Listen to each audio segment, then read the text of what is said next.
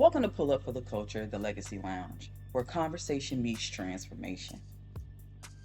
This season, the Culture Blueprint, Designing the Future Together, is our series that's about construction. Not of buildings, but of systems. You know, the ones that shape how we live, how we learn, how we lead.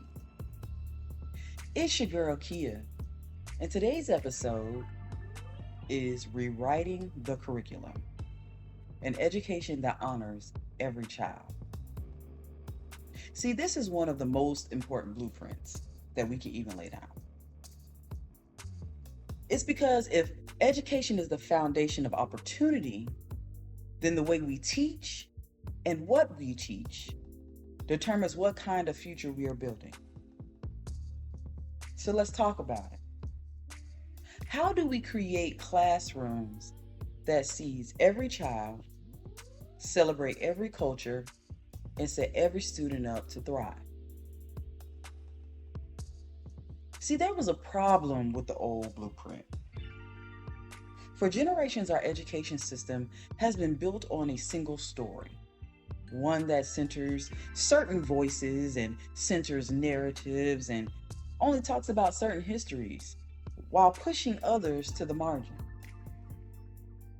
When Black and Brown students walk into classrooms, they often face curriculums that don't reflect their experiences, their heroes, or even their heritage. They're taught about freedom, but not about the people who made freedom possible. They learn about inventions, but not about the Black innovators who shaped industries while the world looked away. See, this is a silent message. This silence sends the message that says, one, your culture is a footnote, not the foundation. And when children grow up not seeing themselves in what they learn, they begin to disconnect from learning altogether. That's not just academic failure, that's a cultural wound. See, the best way to affirm identity in education is through a cultural responsive classroom.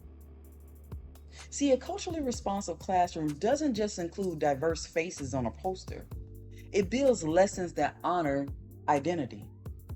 It asks, who is missing from the story? Whose perspective is this story being told from? And how can learning connect to the community beyond the classroom walls? When students see their culture reflected in the curriculum, they don't just learn better, they believe better. Their confidence grows, their engagement rises, and the discipline issues drop. See, teachers become more than instructors. They become cultural architects, designing the environment that affirms them rather than erase them. It's about teaching history in full color, not just black and white. The best way to make sure that we have affirming identity is by closing the equity gaps in gifted and special education. But it's not just about what's being taught. It's also about who gets access to the opportunities. See, across the country, Black students are underrepresented in gifted programs and overrepresented in special education. That imbalance isn't about ability. It's all about biases. You see, too often our children are labeled before they're lifted. Their potential is overlooked because of behavior, their language, or difference in their expression. It's not because of lack of intelligence. The truth is, giftedness doesn't have one look. It doesn't have one sound, nor one test score. A special education isn't a punishment. It's a support system meant to help students grow, not isolate them.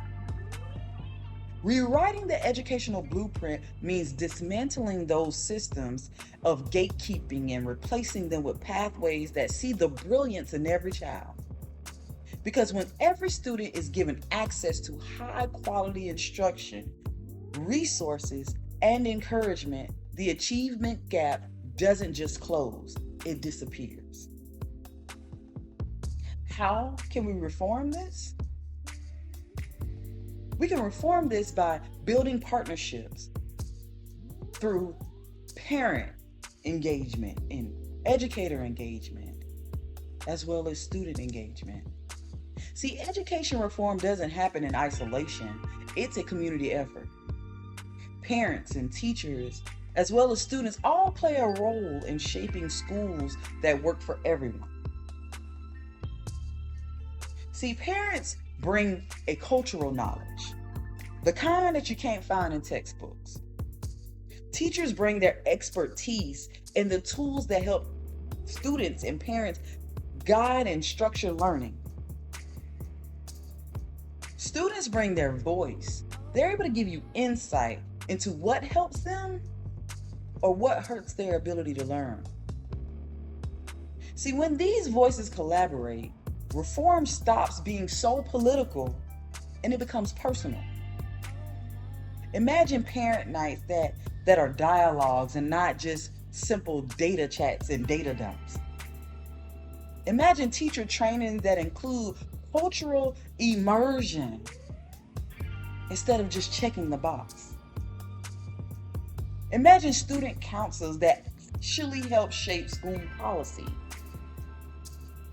not just simply a club to say that it's available. That's what happens when education becomes a partnership, not a hierarchy.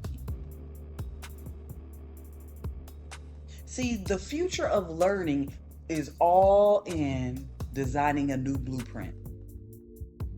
See, rewriting the curriculum isn't just about changing textbooks, it's about changing the way of thinking. It's about reimagining schools as spaces of empowerment, not assimilation. Having it as a space where creativity is valued like compliance once was. Where mental health is prioritized like test scores once were.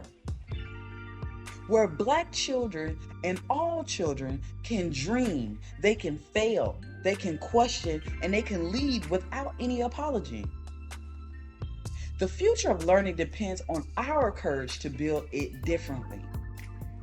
For us to demand a system that no longer measures potential through outdated lenses, but nurtures it with intentional quality.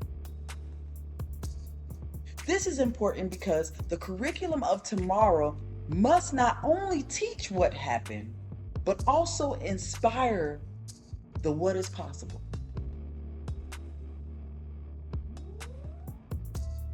This is the Culture Blueprint, Season 2, Designing the Future Together.